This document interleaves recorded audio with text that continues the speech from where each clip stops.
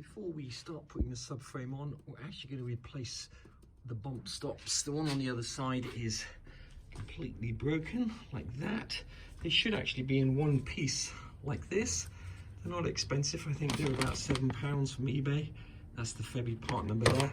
They don't come with the bolt, the hex bolt that screws it on, so we're just going to whip that on first. Remember to put the spring washer on the hex bolt, and if your underside is rusted, which ours was, just treat it with some rust encapsulator or something like that before you put the new bump stop on. The next thing we're going to do is fit the rear subframe mount shims, that's these rubber things here which I call donuts, onto those fittings back there.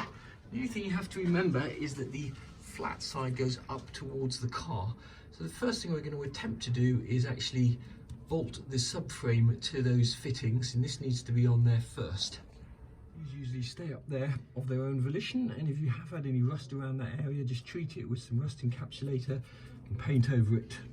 What we're going to try and do is maneuver this subframe over the axle shaft here. I suspect that you'd probably be better off, and we might have to end up doing this, taking this axle shaft off, so we could just slide this forward and then jack it up. What I'm going to try and do is jack it up first and then slide it and see if we can clear this here without having to take off the whole axle shaft. Remember, the issue or problem that we've got is we've had to attach the control arms onto the subframe first, which makes the whole thing much heavier. If you didn't have to do that, there wouldn't be any problem at all in just lifting the subframe up over that. You could do that single-handedly. I've mentioned this many times before, but often you'll be working upside down, so make sure that these bolts go in there really easily. Lubricate them and make sure they actually go in before you start maneuvering the subframe, because you don't want to be upside down under a car with heavy subframe balanced over your head to find that these bolts don't fit in there very well. With the front subframe, slowly but surely we're raising the level of this, supporting it under the control arms here and under the rear subframe mounts here. We've put the jack up on bricks, and we're going to go the next level higher, hopefully. Okay, we are inching ever closer. We've passed the donut now with the subframe, and all we need to do now is match up those holes with those subframe mounts. Make sure that we clear the side here without the whole thing coming tumbling down. Holes are close to lining up, so when you put this bolt in, don't forget to put the bracket on the bolt first, and remember there's a spring washer in there as well. I've got the bolts roughly aligned, and I've put these two bolts in here just to stop this bracket falling off all the time. Getting this bolt actually aligned with the hole up there, it looks like it's aligned, but what you don't want to do is strip the thread, try winding it in when it's not quite aligned. So we've spent at least 20 minutes trying to thread that into the fitting above, and with no luck. So this is actually the hardest part so far, not the jacking up of the frame. Okay, we've got this bolt threaded. We've tightened all the bolts up. We haven't torqued them up to spec yet. We'll do that when everything else is on the car. And our arrangement is this. Both control arms supported on bricks, like so. Okay, now that we've got the subframe and control arms installed, the next thing to do is to get the rear differential back in. Before we can seal the rear diff, we need to put the axle shafts in and then put the special clips on the axle shafts to stop them coming out. I'm going to put just a tiny little bit of grease on that part of the seal there, just the bit that sits around there, just to give it some lubrication. Shim or washer that needs to go in there, don't forget to put it back in before you put the axle shaft in. Both axle shafts went on, no problem at all. Now it's just a simple matter, or I should say the fiddly matter, of trying to locate the two clips to keep them on there. Incidentally, the axle shafts that come off your car may well be marked left and right. They're normally marked on the end here, either left or right, whereas these new ones are actually both the same. But just bear in mind that if you are putting your old axles back in the car, make sure you get them the right way around in the rear diff. Now, this little bit is bent out like that, so you need to make sure that when you put it in, it's bent away from the wheel, pointing into the rear diff. And sometimes these go on a little bit easier if you just put a dab of rear diff oil on them to help them slide on. Straight on. I'm going to do it off camera. Sometimes you need to use a little tool. And then just tap on the back of the pliers with a hammer. And if need be, put a flat bit of wood across the pliers just so you're getting even pressure. You shouldn't need to tap very hard. It'll be really tricky to see whether you've seated those clips properly, so I always get a piece of wire, a paper clip or something like that, just to make sure there's no gap between the clip and the actual axles. Should turn freely but with no in and out movement here. Before we put the gasket on, or the rear cover on, I'm just using 2 threaded bars. This is one of the smallest threaded bar from our press kit, and this is just a stud or bolt that I've cut off, so that when I come to put the cover on, I'll be able to locate it exactly like this.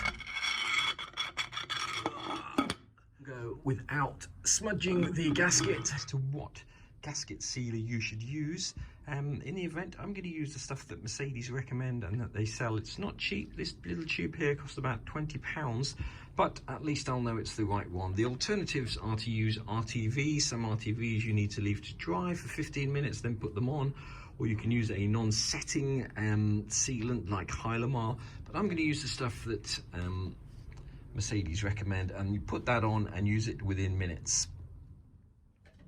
Anything you've got to remember is to try and do one continuous bead and start at the top of the cover, because that's going to be, the bottom is going to be the weakest point. We've just cut off a tip like that, and here we go. Some people recommend going all the way around the holes. Others just go on the inside of the holes like this. What you try and do is get your bead in the middle of the mating surfaces. Okay, we've got one continuous bead. The advantage of using studs cut off like that is that you can line this up, press it on exactly in the right place. Okay, I've gone around in a crisscross pattern, finger tight first, and then just snug them with a socket. And now we are going to tighten each one of those bolts to 45 Newton meters. Okay, we've got all the bolts to 45 Newton meters. We're going to leave that overnight to dry. We can come back and touch up this paint here, where we had to take the paint off to make sure we were actually getting matching surfaces. You can see that the gasket sealant is just squeezing out there, which is perfect. Hopefully not inside the pan. These up to spec now. These are 40 Newton meters, and the big one is 120 Newton meters. It's the next day.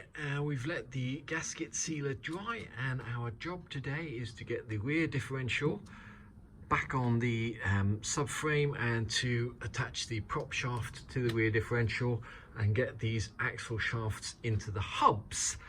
The first thing we're going to do is, if you've repainted this and taken out the breather pipe here, make sure that that is tightened down. The second thing to note is that you can either top this up with oil before you put it up there, or you can top it up once it's up there. We've done a video to do that. Remember that the filler plug here has a seal ring on it, which you can get from Mercedes, about 77p. Now, when you do lift the rear differential up, make sure that these axle shafts do not drop down and put unnecessary force on these velocity joints here. Just a couple of things to bear in mind. The nuts that go on top of here are nylon lock nuts, and they're one-time use nuts, so you'll need to get some more of those if you haven't already done so. And there's also washers that go on there. The manual actually says to take off the heat shield, undo the central carrier bearing, and to drop that down, but we're not going to do that. We're going to try and slide this on and hoist it up without getting involved in that prop shaft at all. Before you go jacking the differential up, don't forget you're going to need to put on the rear flexible mount. That is held on by 2 bolts. Each bolt has a spring washer, and these bolts need to be torqued up to 120 Newton meters, and you're going to need to put that on before you jack the diff up. This is not a symmetrical piece. You can see that it actually has these arches here, and these arches need to face towards the engine. Okay, so the flat bit of this mount is at the back, and the arches here face towards the engine and gearbox. If you put it on the wrong way, these holes won't match up. Okay, this is quite a tricky operation. We've got to simultaneously get the axle shafts in the hub, the 4 bolts through the holes, and the prop shaft attached, all without putting any undue stress on these velocity joints. Okay, this all looks precariously balanced. We've got this axle shaft held in loosely with the end screw. We're still some way off mating these two. Next thing I'm going to try and do is see if I can loosely attach the prop shaft to the flex disc. Okay, this is where we're at. We're going to try and put those bolts in loosely through here to hold this in position, and then maybe tighten those bolts up to see if we can pull the diff onto this fitting here. Makes a blind bit of difference, but we did mark this with Tipex when we took it off, so we're going to line up the same bolt holes. We've got those in, not all the way through, so we can't get nuts on there. We're just going to try pushing this forward on the jack now. The diff forward just enough to locate these bolts here. So we're just going to put the washers on, and the nuts we're going to put them on loosely. This is just to stop the thing detaching. We'll come back and torque these up in a little while. Okay, next job is we're going to pump this up further, see if we can meet these holes here, and hopefully see if we can get that axle shaft into the hub at the same time. Okay, we're getting ever closer to matching these holes up here. Meanwhile, this axle shaft is in far enough now for us to be able to get the end bolt and spacer in. Now these spacers and bolts actually came with the new axle shafts. When you buy a new bearing kit, it comes with one of these washers. At least it should do, because these are one-time use washers. Why shouldn't we use the old ones? So we're just going to see if we can now locate this loosely in there. That bolt will eventually be tightened to 95 Newton meters. It's important as you jack the rear diff up that you're constantly putting more padding or blocks under here, so you're never straining these 2 joints here too much. Okay, we've got these bolts in. They're not torqued up yet, and they don't have any thread lock on them yet, but we can now take the jack away and move it back a little bit, because what we need to try and do is get these bolts through these holes. And this is a reminder that you should always test fit things first, because if you've had this painted or powder coated, those holes may be fractionally smaller than they were before, and you do not want to be messing about at this stage trying to make those holes bigger. Okay, with these 4 bolts in place holding that, we've jacked this diff up a little bit more. You can see that those bolts are now poking through, so we can put the washers on and put the nuts on and then take the jack away. These, as I say, are nylon lock washers, are single use, and they're supposed to be torqued to 100 Newton meters, but I would challenge anybody to be able to get a torque wrench in there and torque those up to spec.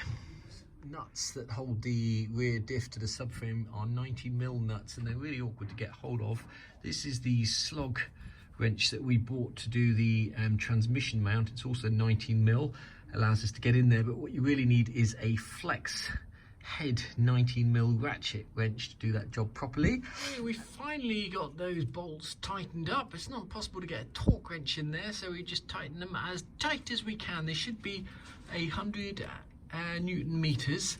These bolts here, 4 of them, they need thread lock on, blue thread lock, and we are going to tighten them to 15 Newton meters. So we're going to take each one out, put one back in with thread lock on. Next thing we're going to do is use our spring compressor and see if we can get these rear springs and shock absorbers in. I've covered the spring compressor before. It's not really much to mention, just to make sure that your top is locked in like so.